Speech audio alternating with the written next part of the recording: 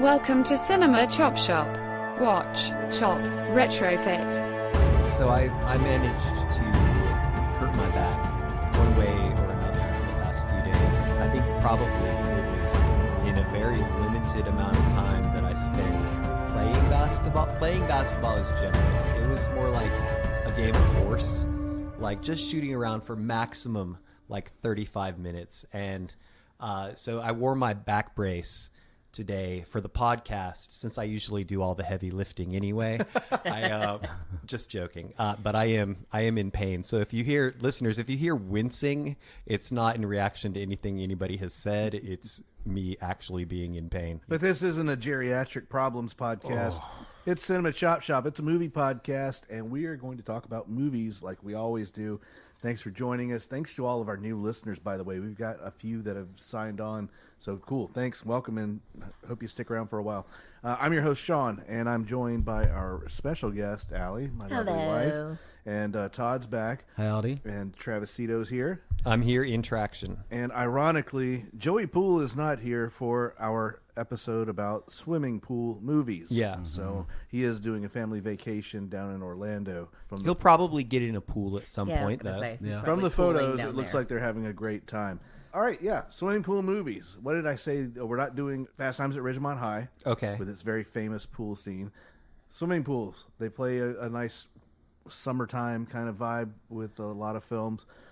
That was kind of our unofficial ongoing theme for the last couple of episodes. Yeah. Summertime movies. So swimming pools are the focus. Travis, I think you had the chance to pull together some list of various movies featuring swimming pools that Absolutely. we aren't covering today. And I think this is a perfect time to do this episode because here in the South, it is about to be a scorcher of a summer. Like, some of our listeners may be in places where it's actually bearable to go outside in the summertime without the luxury of a swimming pool. But for us down here, it is a sweet relief. Swimming pools in movies, there's some iconic examples like Sunset Boulevard. Oh, yeah. Also, The Graduate. Yes. In terms of psychological drama and character studies, we've got the movie Swimming Pool from 2003.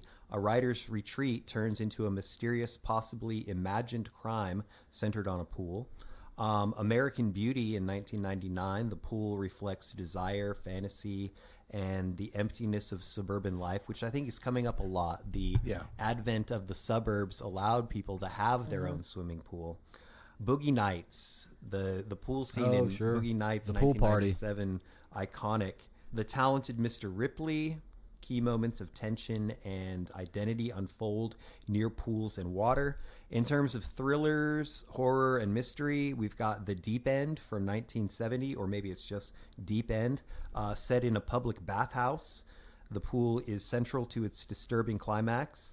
Let the Right One In from 2008. Features a shocking and memorable pool set finale, as well as It Follows from 2014. The finale takes place in the pool. Poltergeist, 1982. A backyard pool becomes a site of supernatural horror. And The Pool in 2001, a slasher set in a water park. In terms of comedy, Caddyshack. Caddyshack, 1980, the infamous pool contamination scene. Coming of age films, I'll talk about one today, but other examples include The Kings of Summer from 2013. Hugo Pool, which I had never heard of. I think it's Joey's cousin. From 1997, follows a pool cleaner whose life revolves around Los Angeles pools. The Flamingo Kid in 1984, a summer job at a beach club pool shapes a young man's coming of age. What about Old School? There's that scene where he gets tranked and falls. Hello, darkness, my old they do the friend. homage to The Graduate, Good stuff. When looking at options, I thought about Lords of Dogtown, a whole different view. The on empty pool. The empty pool and repurposing. Yeah. It's kind of a counterpoint to what will come up several times in the episode. You know, the pool is a status symbol. Yeah. And that definitely Breaks represented it out of a status symbol. a low point when we're under a water shortage, and so they had all these empty pools in California, and skaters realized, hey, we can use this as a ramp. All right, well then we're going to jump into our feature segment, which is going to be a film from 1968 that I'm a big fan of, and I don't know if any of you had seen it. I had never seen it. So, I had not seen I was it prior aware to of it, this. So the film is called The Swimmer. It's directed by Frank Perry with uncredited reshoots by Sidney Pollack. Key cast members are Burt Lancaster, Janet Landgard, Janice Rule, Kim Hunter, and Joan Rivers in her dramatic film debut.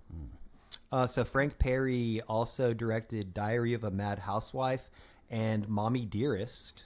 Hey. And also Rancho Deluxe. But the story is adapted from a story by John Cheever. Mm-hmm. Right. It's actually a pastiche kind of two stories. Okay.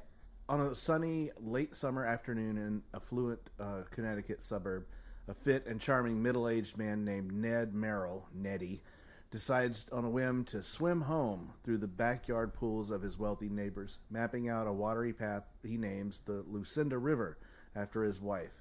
As Ned journeys from one pristine pool to the next, his warm reception gradually sours into awkwardness, hostility, and bitter confrontation with figures from his past. With each backyard encounter and every literal dip in the water, the sunny reality around him begins to fracture, peeling back the layers of his charm to reveal a deeply unstable man living in a delusion. By the time late afternoon turns into a chilly autumnal rainstorm, Ned reaches his final destination to confront the devastating truth of his ruined life, family, and financial status.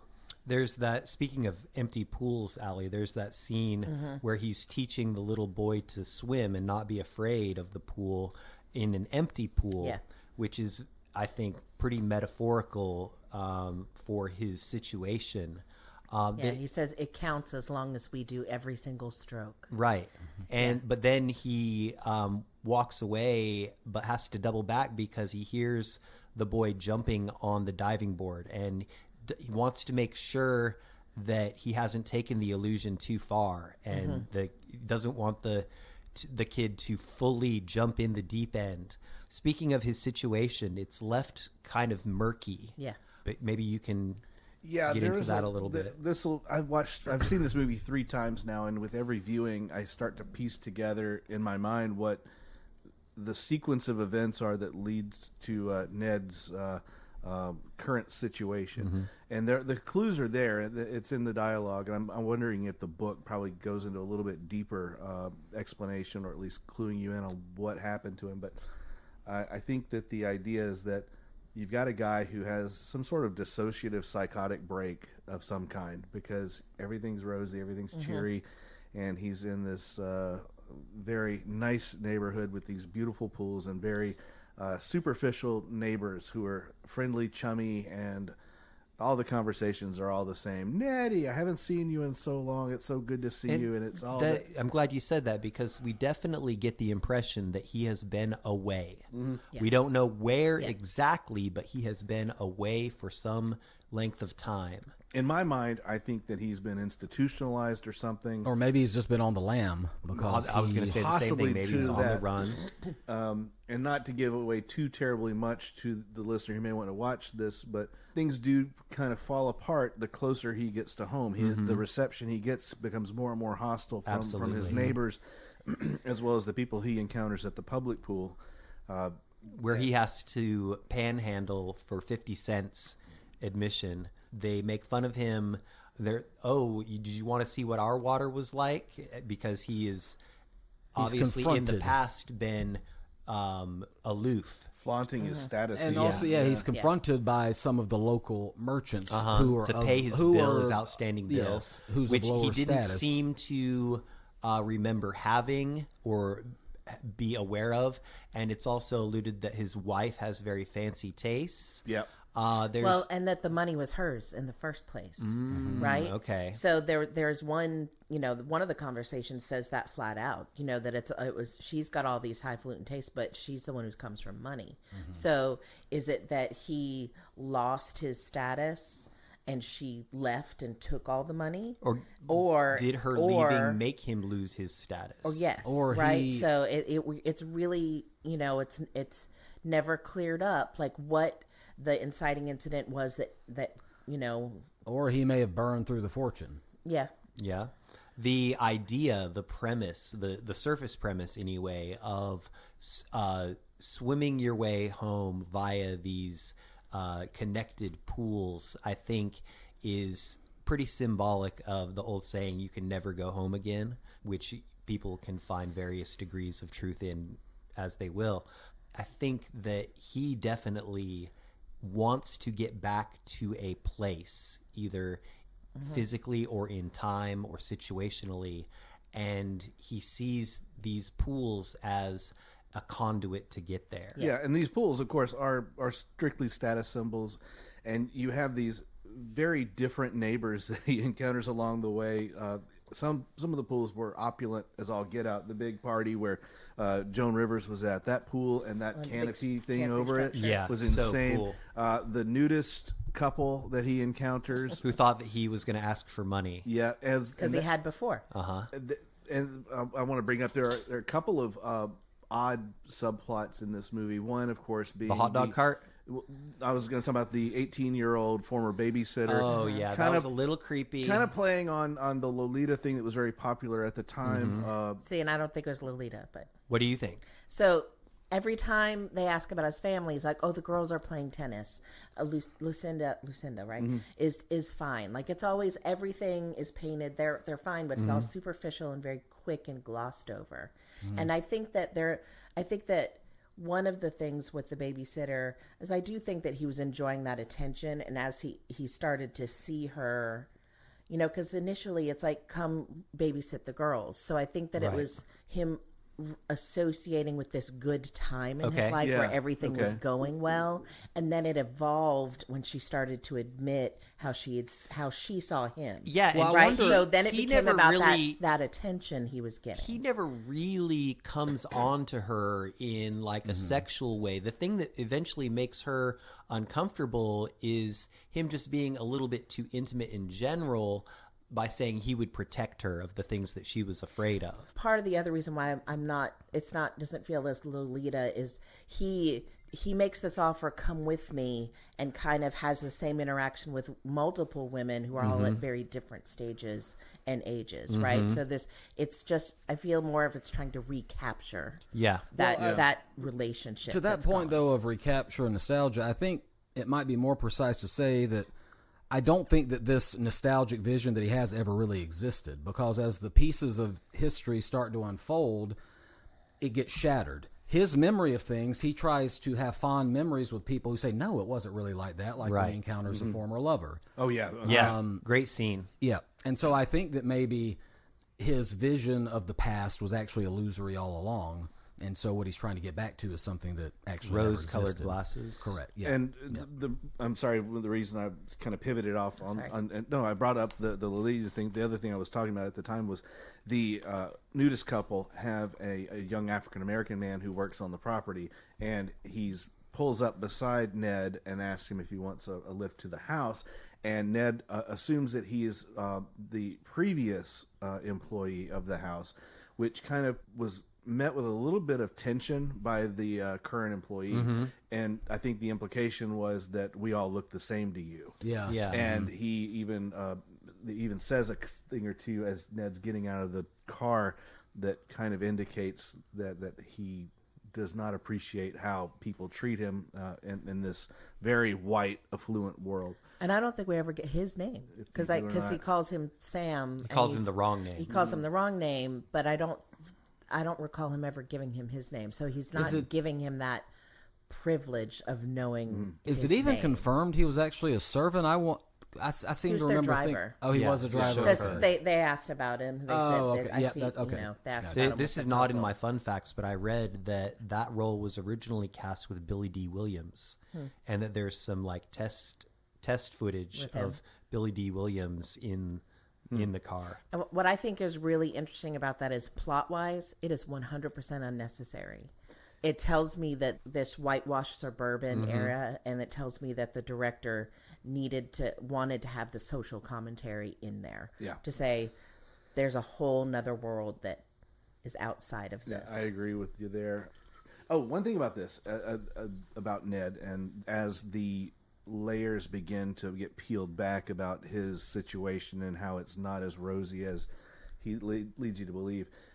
His physicality also reflects that as well. He starts walking with a limp. Well, he hurts himself in the horse corral, but tries to play it off like and he's that's just the part fine. that comes from another story where they're hurdling. They're doing the hurdling thing, which comes from a story, "Oh Beauty and Youth," of this a similar character to Ned, who at a party is a former track star, hurdles over furniture in the house and injures himself. Kind of like that. So that part of it, I think, was lifted from that story. What if he's actually Ned Flanders and the missing wife is Maud because she's dead because she got hit by a t-shirt cannon and fell off of a stadium? Of course. Right. But as he's some of these shots, he's walking and the camera's pretty far away from him. It's almost like he's trundling along like some sort of Frankenstein's monster or some sort of zombie. He's shivering, he's cold, and he's just kind of limping along. Well, and that last shot of him scaling that rock just really was it was so animalistic. And when he's going downhill, it's almost like he's falling instead of walking.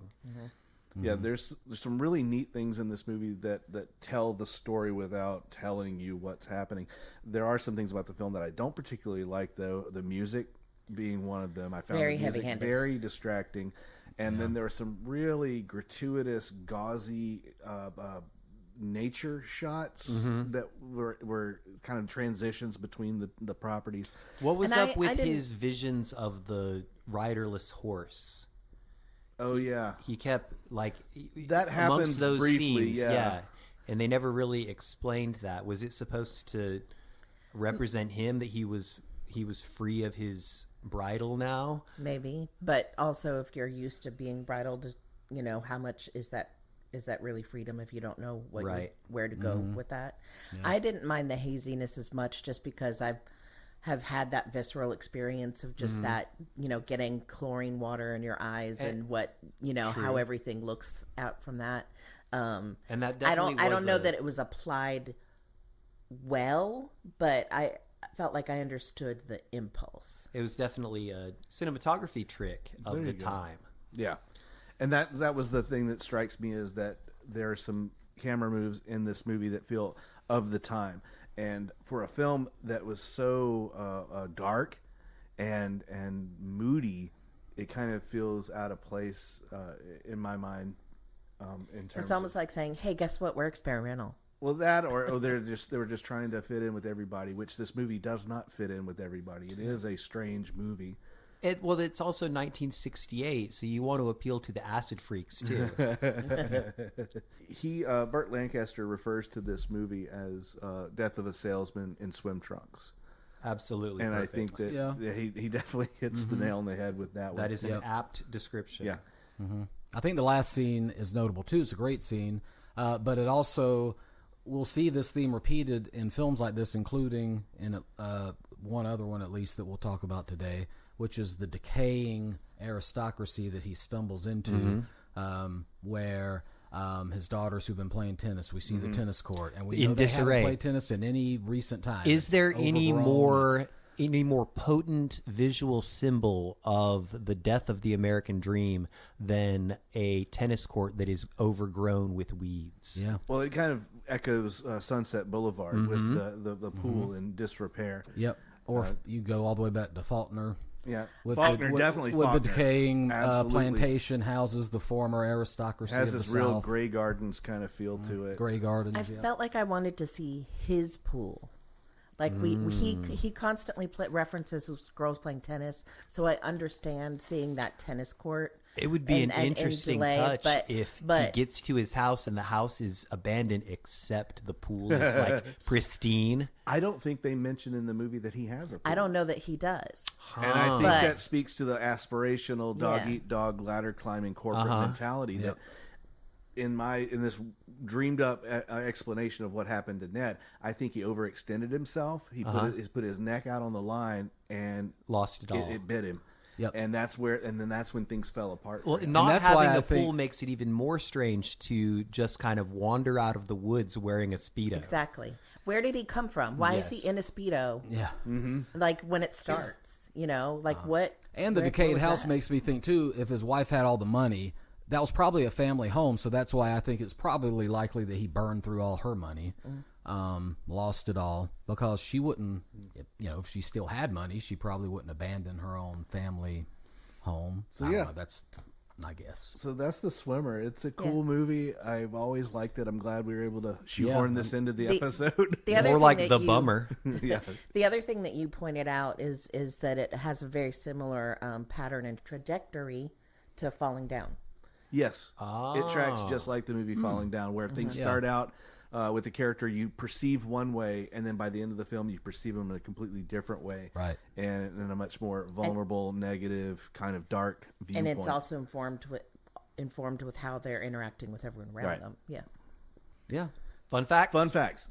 Prior to making the film, star Burt Lancaster, despite being quite athletic, had a fear of water and took lessons from Olympian and UCLA water polo coach Bob Horn. Lancaster trained at the pool at his own house and one at UCLA. According He had a fear to of water and had his own pool. Okay.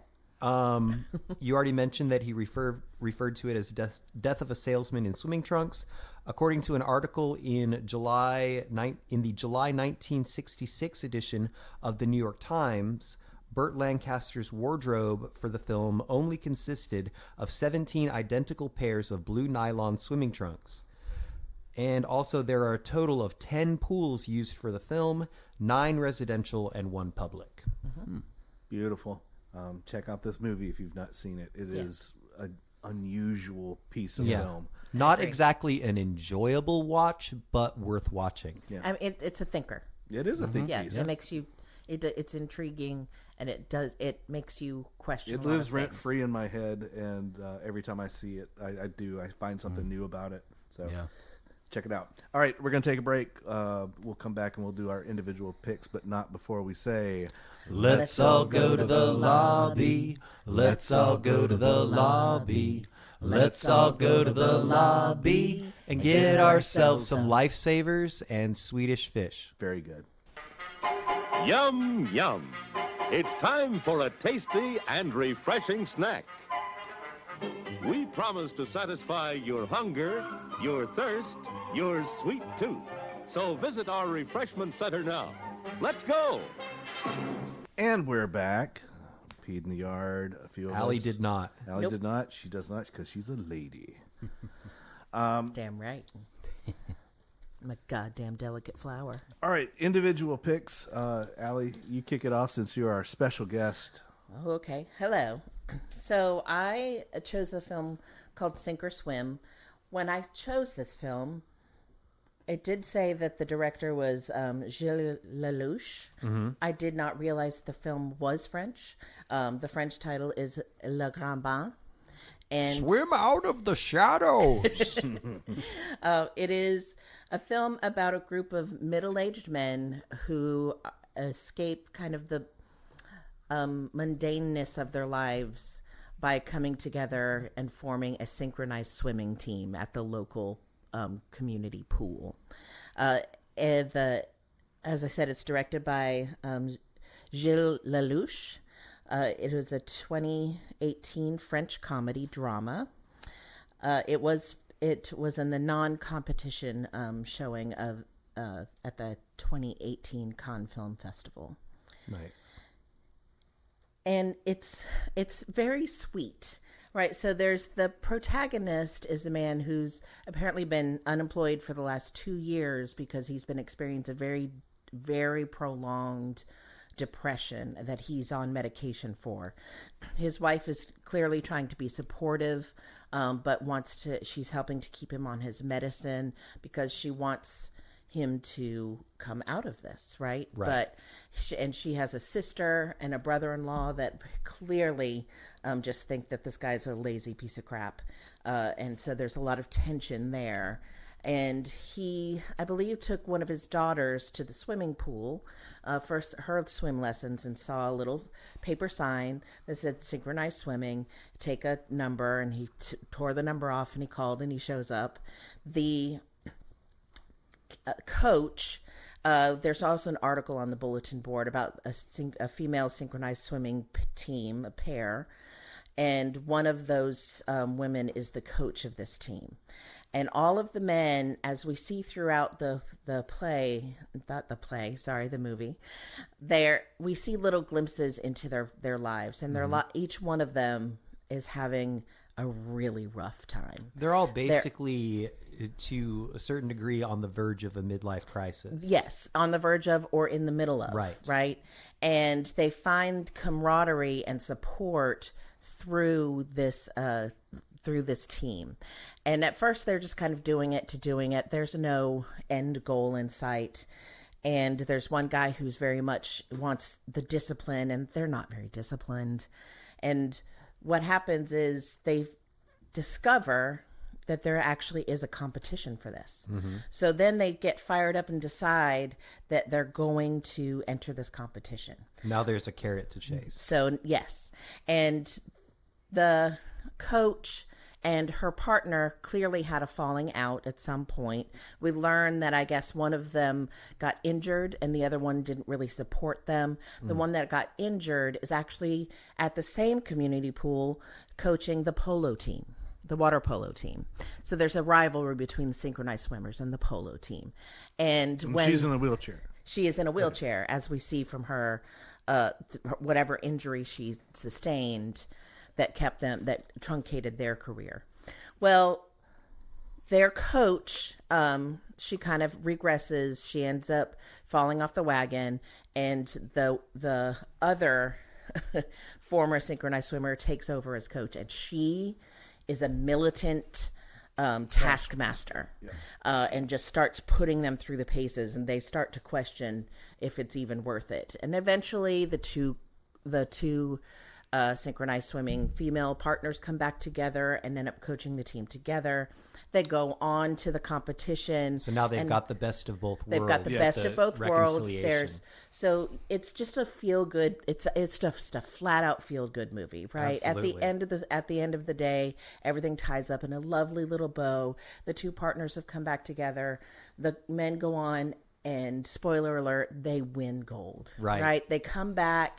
They're all rejuvenated, have these different, it's not like this fixes their life, but now they've got like a little face shot moments. Yeah.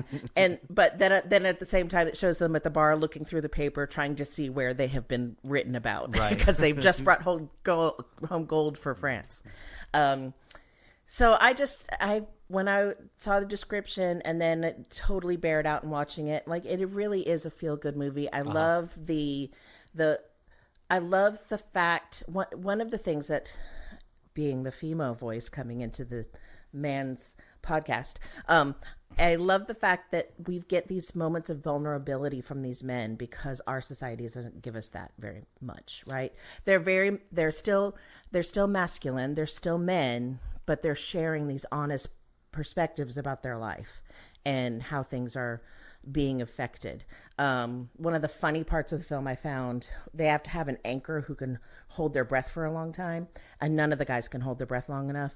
So one of the other guys, he's in the old folks home where his mother is committed, and he runs into this nurse he has trained himself, because the patients in this care facility smell so bad, to go in and clean their room while holding his breath the entire time. Right? So when he comes, he's like, you hold your breath the whole time you're in the room? And he's like, yeah. He goes, and the guy just smiles. And the next thing you see, that guy's in the pool, and he comes up and they're like 3 minutes and 42 seconds.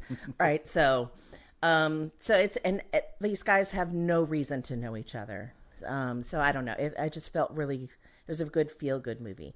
It's based, initially there was a Swedish film called Men Who Swim, done in 2010, and it's a documentary about basically this is what happened with these guys. I kind of want to go back and see that.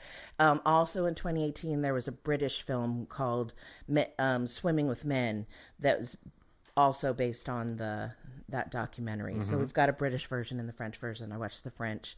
It's got an 81% on Rotten Tomatoes. Of those three films, it was the highest rated. And I don't know, it's a fun little I like it. If you like the Full Monty, I was just gonna say it reminds me. it's the Full Monty of in a water. wetter, a much more moist Full Monty. Without the nudity. Yeah. Because they are wearing trunks. Yeah. And there's another very amusing scene is when they realize how much it's going to cost them to buy a matching kit for everyone. So they very ineptly plan this scheme to steal everything they need. And of course they get caught and they end up paying for it all. But the getaway driver, who's our main character, doesn't know that they've been caught and actually paid for everything. So they come out and get in the car and he just takes off and crashes the car. So I know when you called this a man's podcast, you were referring, of course, to the host and the usual guests. Yes. But I like to think of it as a podcast for all creatures with ears. I believe that the audience is, but it does tend to have a heavily male perspective, as one would expect from the usual characters that are In the room. All right, fun facts. Before the shooting of the film, the actors trained for 7 months, especially with Julie Fabre, former coach of the French Olympic synchronized swimming team. If the latter was initially skeptical, she told Gilles Lelouch that things would finally be able to be done after 3 weeks. Excellent. And that's all I got. All right, Todd, you're up. Bring down the room. All right. So this next feel-good drama is from 2001, La Ciénaga, which translates to The Swamp, an Argentine film directed by Lucrecia Martel, who, among her other films, 2017 Zama was nominated for the best I foreign loved her in language. Game of Thrones. Okay. The Martels. That one went over. Oh, okay, yeah. Her film Zama was nominated for the best foreign language film at the Oscars in, I think, 2017 or 18. She also did The Headless Woman and yes. The Holy Girl. Yep. Headless Woman's another one that's a feel-good, thriller. La Ciénaga translates to The Swamp in English, and so this is a slow-burning drama that portrays the decay and stagnation of two intertwining, self-absorbed upper-middle-class families in the oppressive summer heat of Salta in Argentina, and it examines social malaise, class disparity, and familial dysfunction. So I mentioned Faulkner earlier. This is another film that you could draw a comparison to because just as in Faulkner, if you're familiar with him, one of the characters that pops up in a lot of his novels or families is the Compton family, and they are a former plantation aristocratic family from the slavery era who now in the stories, it's the 20s, the 30s, and these old plantation houses are decaying. They don't have the money or the status that they used to have, but they continue to put on the airs as if they do. They continue to use titles for each other, for example. Is that what sort they of mean thing. when they say straight out of Compton? I think so, yes. Mhm. When I read the description of this, I thought it sounded very Chekhovian, very Anton Chekhov. Yeah. He, like the Cherry Orchard and stuff like that does something similar. So this family, is a former aristocratic family. You can tell because their digs, you could tell at one time were nice, but now are very squalid. And we see this right away at the beginning of the film with this very terrific scene where these middle-aged people start dragging their patio furniture across the patio by the pool, and it's scraping with this dissonant sound, and we get this close-up of their cellulite and their lumbering bodies, and it's almost like something out of Night of the Living Dead. Almost. And they're just sitting around getting drunk at the edge of this nasty pool. So it's this clearly unusable pool with brackish water, leaves on it. It hasn't been tended to But they're clearly still in a going long through the time. motions. But they're going through the motions. And so you have two branches of the family that we see in this. One is Mecha and her husband Gregorio, and they live in this house that's kind of decaying with the pool. And then you have her cousin Tally and her husband Raphael, and she's a little bit more sensible than Mecha, but still with her own problems. She's a little bit more grounded in reality. So it's Mecha's and her husband and side of the family that are really kind of steeped in this. Clearly, they are not what they used to be, but they still put on the airs that they are. And we see this very early on by her treatment of her servant Isabel, who she speaks ill of, accuses of stealing from her. Supposedly she's going to fire her, but there's really no evidence that that's the case. And then in an early scene, Mecha is so drunk that she stumbles on the patio, falls, and breaks the glass of her wine glass and like slices up her chest pretty badly. And so they have to take her to the hospital, but the only person sober enough to drive them is their 15-year-old daughter, Momi, who doesn't even have her driver's license yet because the dad's drunk as hell. And nobody seems particularly concerned among the adults about what's happened to her. In fact, after her accident happens, immediately her husband has someone of the party pour another drink for him while she's, stumbling around with, blood all over her chest and trying to figure out what's going on. Okay, so while we see the adults, just kind of in this drunken malaise, stupor, whatever you want to call it, the kids are kind of running around unsupervised. Momi and her cousin Veronica, and then we see some other kids, Luciano, I can't remember the other kid's name, but they're out in the woods playing around with a gun. They come across a... Is it Chekhov's gun? Doesn't quite go off at the end, but nevertheless, in a sense it does. There's a scene where there's a cow stuck in the mud getting harassed by predators, and they're trying to decide whether they should shoot it or not, this sort of thing. There are a lot of symbols like this that go throughout the movie. Clearly this cow in the mud is one of these sort of symbols that pop up. Stagnant, helpless. Yes, stagnant, helpless. Inevitable. Yeah, and the inevitability, right. Later on we see that same cow, they go back into the woods and it's dead. Now, Tally's side of the family is a little bit more functional than this, and they don't put on the airs anymore. They live in a more modest house, and seem to have a little bit more together, but as we find out, that might not be the case. So we see, this kind of social stagnation, the bourgeois clinging to their superiority, trying to lord things over their servants, putting on airs, ignoring things that are going on around them that might fracture that illusion that they're maintaining.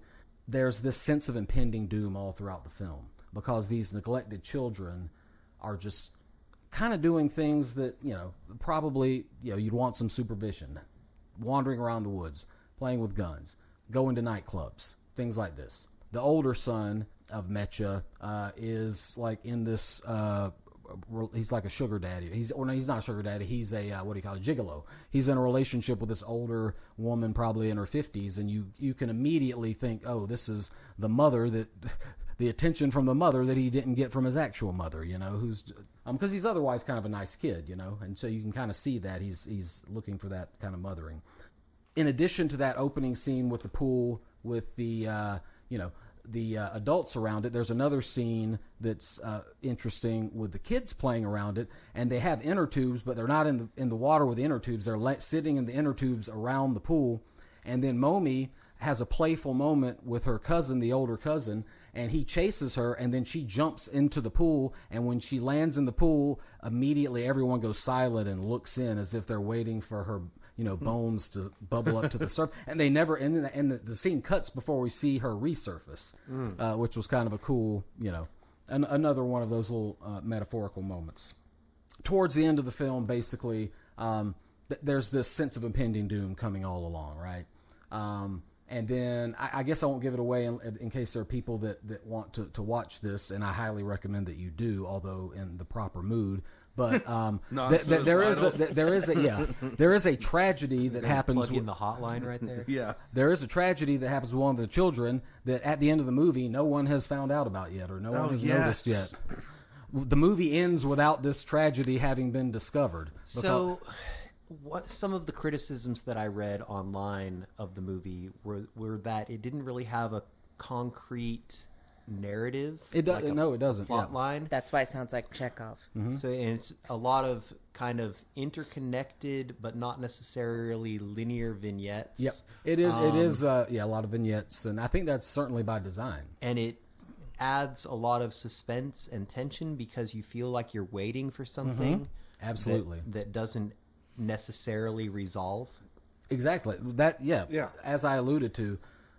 And I think the broken swimming pool is the great symbol of the movie. You mentioned all the symbolism, but the one big symbol is the fact that you've got this stagnant, broken pool that represents this lifestyle that the family used to have. Yep. And they are kind of like mindlessly wandering through, going through the motions of what used to be. Yep. And the children are trying to find purchase as they see, they know what the adults are. They see them for what they are, and they're trying to figure out how to find purchase in this world. Another motif, a good symbolic motif that goes on, is throughout the movie, characters will watch the news of people. There's been this, kind of mass event where people think they have seen an image of the Virgin Mary. Yep. At the very end of the movie, by that pool, Momi and her cousin Veronica are sitting by the pool, and Momi says, I tried to see the Virgin Mary and I couldn't see it. Yep. And so you had no belief in anything. There's just this kind of drab existence. It seems like the structure and the story and the symbolism is very similar to The Swimmer. It's just taking it to this nth level, right? That idea that you don't know what's really happened. Clearly, things are falling an apart. Off-screen tragedy. And except for the fact that from the word go that these people are not living any sort of glamorous life. Yeah. Everything is what it is. Yes. You clearly see as the viewer that everything's stripped away and decayed, and these people just exist in this squalid kind of world. Yeah. Yeah. Just going through the motions. But yet, at the same time, passing judgment on the natives, Exactly. the indigenous people. Yes. They call them Indians in our subtitles. They keep passing judgment on them as if they are less than. Yep. And these people are clearly not as hot shit as they think they are. And we see little clues that the servants, like Isabel is the most prominent one, actually are happier and have a more vibrant life than they do. That we have scenes of them, dancing and that kind of thing. So I this was actually picked by a panel of Argentine critics as the best Argentine film of all time in 2022. It's good. It's good. I saw this movie a few years ago. I really like it. I'm a big fan. It definitely is not a feel good movie. And so go into it knowing that it's a thinker. It's a slow burn. But if that's your bag, then check it out. Fun facts. With respect to the original script, there was no change. The adherence between script and the final cut is absolute, except for a short scene that was eliminated from the work plan. La Cienega, isn't that a street in L.A.? La Cienega? I think it is. Was shot entirely in Lucrecia Martel, the writer-director, in her hometown of Salta. And instead of building elaborate studio sets, much of the film was shot in actual houses in Salta. The cast rehearsed extensively in the space to create a natural sense of physical closeness and overlapping movement, which contributes to the film's claustrophobic feel. Yeah. There's definitely that sense of closing in as the movie goes on and on. Don't let the wall cave in on you. Yeah. So we're going to continue to ride this emotional roller coaster today. And now we're going back up. Back up? Yeah, this one is a much happier movie. It's a coming-of-age film called The Way Back from 2013, and it was written and directed by Jim Rash, who people would know from Community. He's also a filmmaker with his creative partner, Nat Faxon. This has an 83% on Rotten Tomatoes. Together, they also co-wrote the movie The Descendants with Alexander Payne. Is that right? The Descendants? Is that Alexander Payne? That's Alexander Payne. Yeah. And then a movie they co-wrote and co-directed called Downhill with Julia Louis-Dreyfus and Will Ferrell, which is an American remake of the movie Force Majeure, about a family that goes through a literal avalanche together, and how they respond and react to that natural disaster. The original is very good. The sequel, the remake, I'm sure would be good if I didn't know about the original. Anyway, back to the way back. The title refers to the third, somewhat hidden seat in the back of a station wagon that would definitely go by rules of seniority. The youngest people would sit in the way back. Facing out, so they're looking at behind the car. I took Max in a ride in the new truck the other day, and he did the same thing because he can't roll down the windows in the back of the truck. He just turned around and watched everything flow away from him. Love that dog. Okay, so we've got a cast that includes some pretty heavy hitters here. We've got Steve Carell, Toni Collette, Liam James is the main character, Duncan, who's a 14-year-old shy kid from Albany. Sam Rockwell as the manager of this water park / swimming pool. Maya Rudolph, Allison Janney, Anna Sophia Robb, Rob Corddry, and Amanda Peet. Also, the filmmakers Jim Rash and Nat Faxon show up in small roles as well. So we've got 14-year-old Duncan, a shy teen from Albany, New York, who reluctantly joins his mother Pam on a summer trip to a beach house in Wareham, Massachusetts, where her wealthy boyfriend Trent, played by Steve Carell, and his spoiled stepdaughter Steph. Both Trent and Steph frequently belittle Duncan, including an early moment in the movie where Trent rates him a 3 on a scale of 1 to 10. At the house, they meet their neighbors, Betty, her children Susanna and Peter, and a married couple, Kip and Joan. Duncan and Susanna share an awkward first interaction from their porches.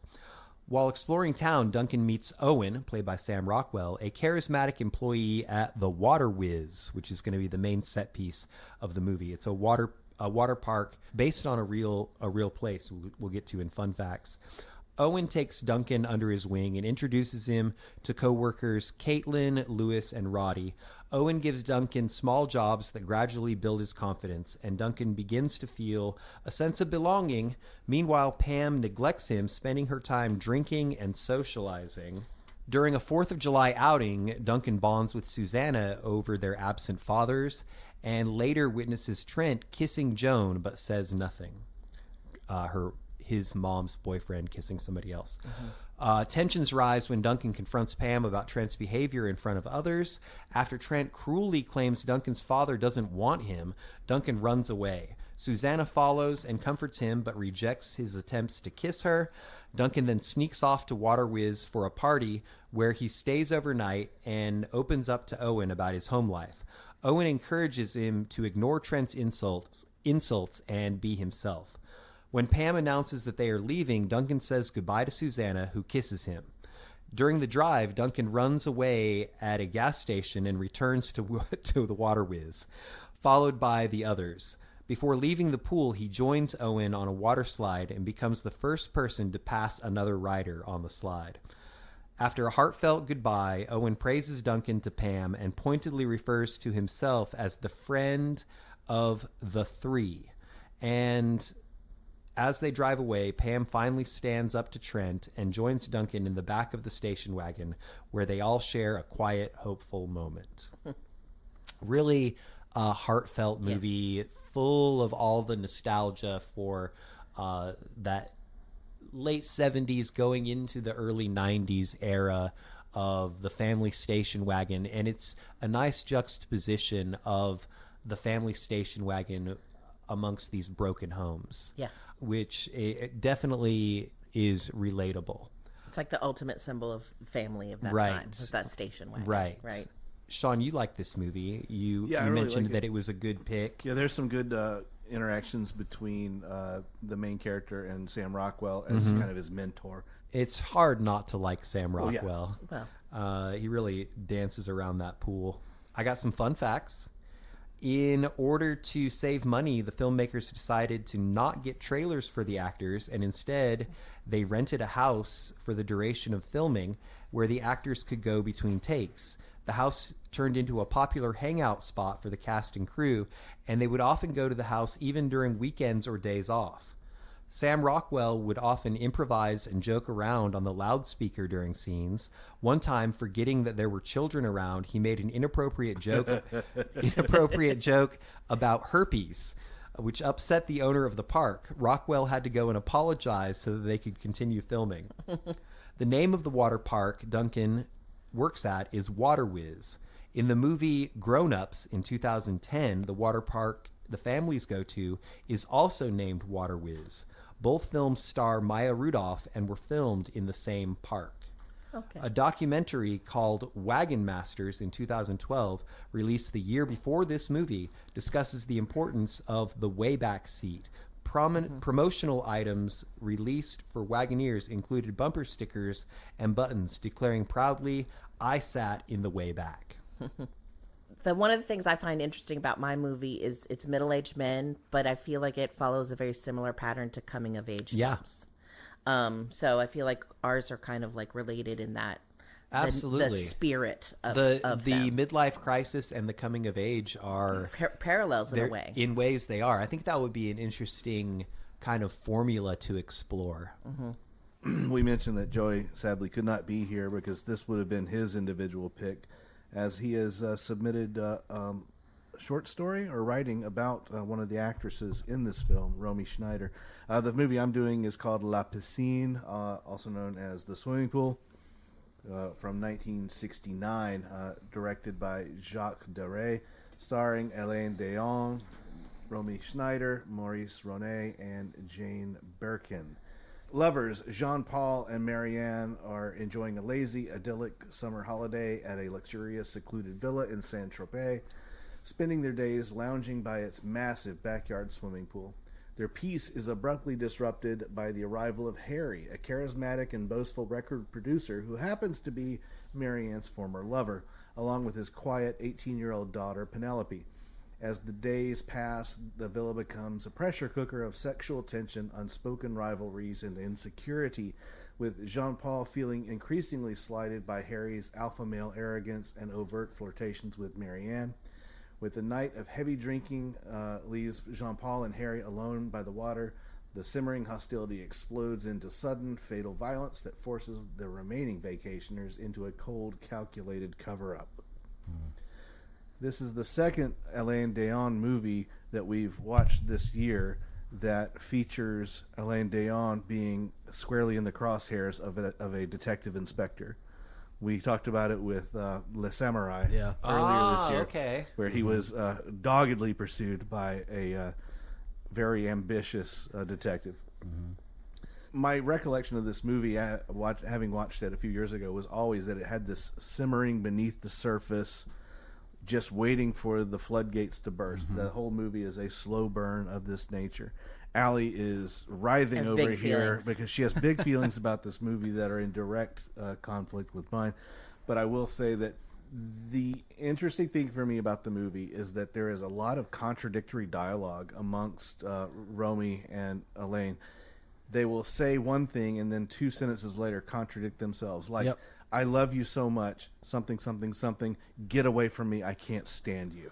And then you can see that manifest physically because they seem to have some sort of, I don't know if it would qualify as S&M, but there's a scene where he's, grabs her from behind and is, could he choke her or something like that? Or no, he went and got a switch. Got a switch, that's right. Got the switch, but then off a tree. It seems like she enjoyed that. Yes. So there's this hostility that they enjoy playing out. Well, tension. Yeah. Tension, yeah. So as a pool movie, the swimming pool is kind of the centerpiece for the film. It is the anchor for the geography. Everything happens around the pool, whereas most people would sit around a living room or a kitchen to have conversations. Everything is happening around this pool, tanning and drinking and conversing with each other. All 4 characters kind of, at one point or another, stalk each other like predators around a watering hole, is what it kind of feels like in some scenes. It's just a bunch of pretty privileged people that make a lot of stupid, poor decisions.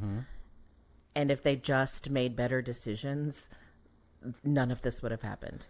And even at the end, I mean, spoiler alert, he says fatal tragedy. So tensions boil over. Jean-Paul drowns Harry. Harry's been drinking. Gets pushed into the I don't remember if he falls in or if he pushes him, but he wouldn't let him out. And then eventually he ends up drowning him. That's all he had to do is walk away. Drunk guy falls in a pool and drowns. Then he undresses him and re-puts him in trunks And then Spectre's like, why was he wearing his expensive watch? Wasn't he a good swimmer?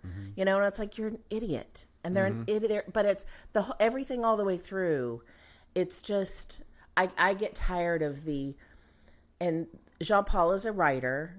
And I just kind of get tired of the eternally downtrodden searching artist. Okay. Well, Right? It's like being an artist gives you carte blanche to be an idiot.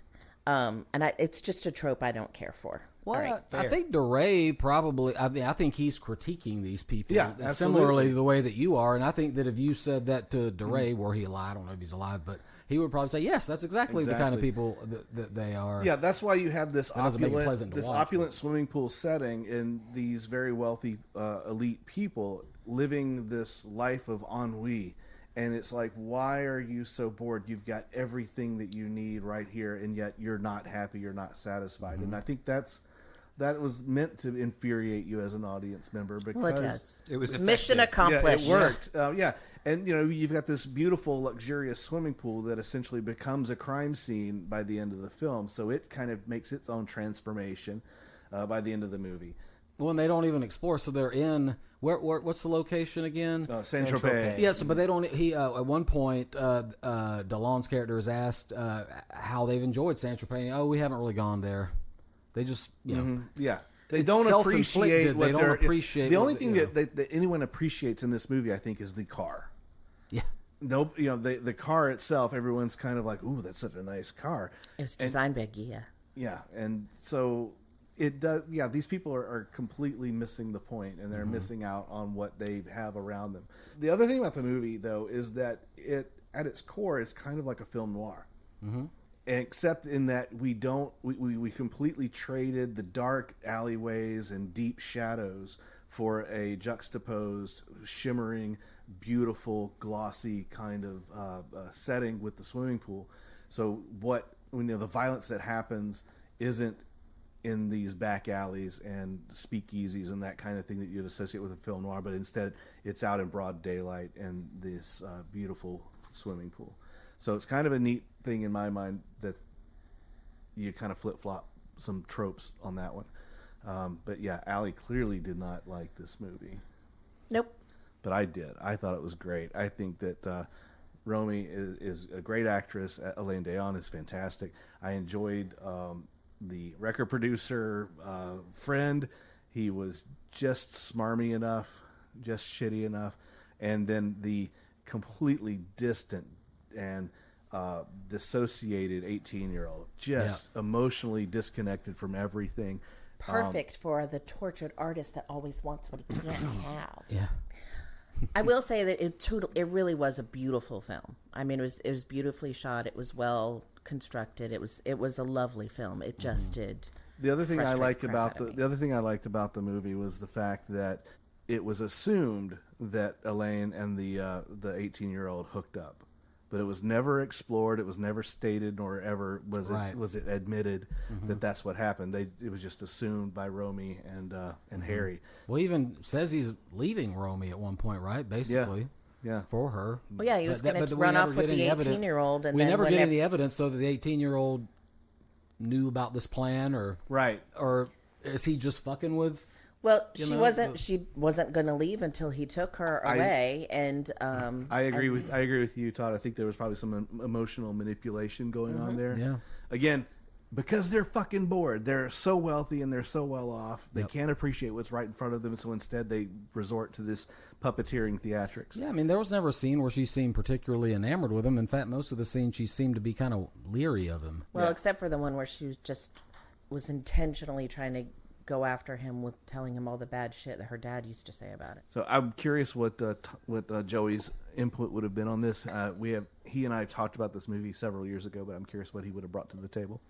Fun Very facts? different from my take, probably. Yes, and I'm actually really glad that you didn't touch on this, because there is a background with the two lead actors. The film reunited a 1960s mythical couple, Elaine Delon and Romy Schneider. Schneider had dramatically broken up with Delon a couple of years earlier and married German director and actor Harry Mayen in Berlin. She had a child, but DeLon never truly let her go. He began pursuing her again soon after their split, attempting to rekindle despite her new life. His determination was evident when he insisted on her being cast in the film, even threatening to quit if she wasn't included, despite producer Gerard Bétu's misgivings, and he was dubious about the actress from the Sisi 1955 trilogy in a bikini. During and after filming, DeLon continued his relentless pursuit, and though Schneider repeatedly refused, their undeniable emotional connection translated into palpable on-screen chemistry.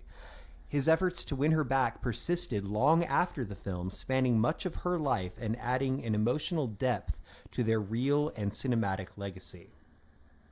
Alain Delon said in an interview in 2011 that he cannot watch this film. His ex-lover, Romy Schneider, and good friend, Maurice Ronet, both died prematurely under tragic circumstances. Revisiting the scenes was simply too painful for him. Also, during the making of the film, Alain Delon's former bodyguard, Stefan Markovic, was found dead in a public dump, ushering in the Markovic affair. Markovic's brother started a feud with Alain Delon and his friends, one of whom was the French president Georges Pompidou. Both Delon and his long-standing friend Francois Marcantoni were questioned by the police immediately after the murder. Marcantoni was originally charged for the murder, but after further questioning by police, he was released. Wow. Yeah. I knew I didn't like that guy. Very cool, man. Thank you for that background info. Yeah. That does add some context to some of the tension in the movie. All right, so that's our take on swimming pool movies, but we're going to keep the summer theme going. We're going to come back in a couple of weeks with our summer vacations movies, not named National Lampoon's Vacation franchise movies. Okay. So put your thinking caps on. There's some really good ones out there. Again, thank you to our new listeners, and please rate, review, subscribe, and tell your friends about us, because we could always use the new listeners in greater numbers. We are Cinema Chop Shop on social media. We're Cinema Chop Shop Podcast on YouTube and Blue Sky. In the meantime, love your neighbors, love your friends, tell people that you love them. I love you guys. Love you guys. And don't forget to please watch Chop Retrofit. Retrofit.